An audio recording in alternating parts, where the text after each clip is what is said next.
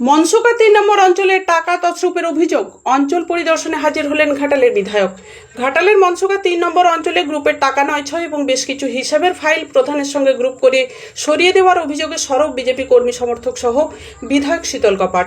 আজ এই অঞ্চলের ফাইল সহ একাধিক কাগজপত্রের হিসেব মেলাতে উপস্থিত হন শীতল কপাট সহ বিজেপির কর্মী সমর্থকরা। কিন্তু গিয়ে দেখেন অঞ্চল অফিসের জানালা খোলা, ইলেকট্রিকের কোনো ব্যবস্থা নেই। আবার ঠিকঠাকভাবে কাগজপত্র দেখে উঠতে পারছেন না গ্রুপের প্রধান এবং অঞ্চলের কর্মীরা। শীতলবাবু সমস্ত হিসেব চাইলে তাকে জানানো হয় অন্য একটা ডেট করে আসতে, সেদিন সমস্ত হিসেব বুঝিয়ে দেওয়া হবে। কিন্তু টাকা তছরূপের পুরো বিষয়টিকেই অস্বীকার করেন জেলা পরিষদের সদস্য মায়া রানী আদক। উভয় পক্ষের তরফে কি জানানো হলো শুনে নেব। নমস্কার, আপনারা দেখছেন মহকুমা টিভি ঘাটাল। সমস্ত ফাইল এখনো পর্যন্ত দেখার মতো পরিস্থিতি হয়নি, দেখতে পাইনি। এখানে তো ইলেকট্রিক নেই, জানলা খোলা আছে, বিভিন্ন রকম সমস্যা। কিছু ফাইল বাইরে ছিল এলোমেলো হয়ে, তো আর কিছু ফাইল আলমারির ভিতরে ছিল। তো আমরা খবর পেয়েছিলাম, মায়াদিকে আমিও ফোন করেছিলাম, প্রধানও ফোন করেছিল আসার জন্য, দেখার জন্য। তো ওনার যে টিম রয়েছে 4-5 জনের, 2 জন আছে, বাকি 3 জন নেই। তো ওনাকেও বলা হলো যে নির্দিষ্ট একটা ডেট করা হবে, সমস্ত পেপারপত্র আমরা দেখব। কারণ আমাদের কাছে খবর আছে যে বেশ কিছু লোনের টাকা বলি আর কিছু অবৈধভাবে টাকা তোলারও একটা অভিযোগ উঠেছে, সেটা আমরা দেখব। অন্য কিছু বিষয় নয়, এটা সঠিক কিনা দেখার জন্য আমরা এসেছি।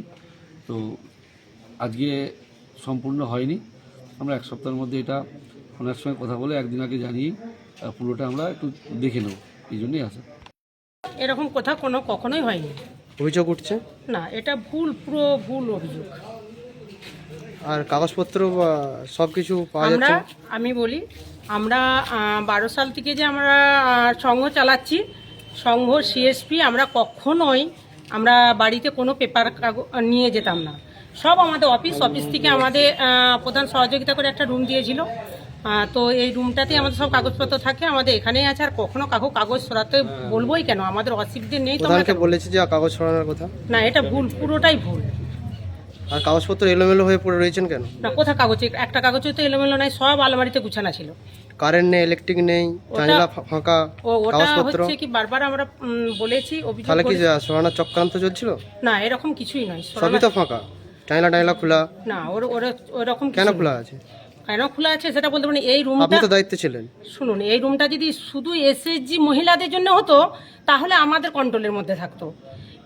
এই রুমটাইতে কোনো ওকেশান হোক, অঞ্চলের কোনো যা কিছু হয়, এখানে ডাক্তারবাবু বসেন, ওই রুমটা আশাকর্মীরা বসে, ওই রুমটা ডেঙ্গুর বিষয় নিয়ে বসে।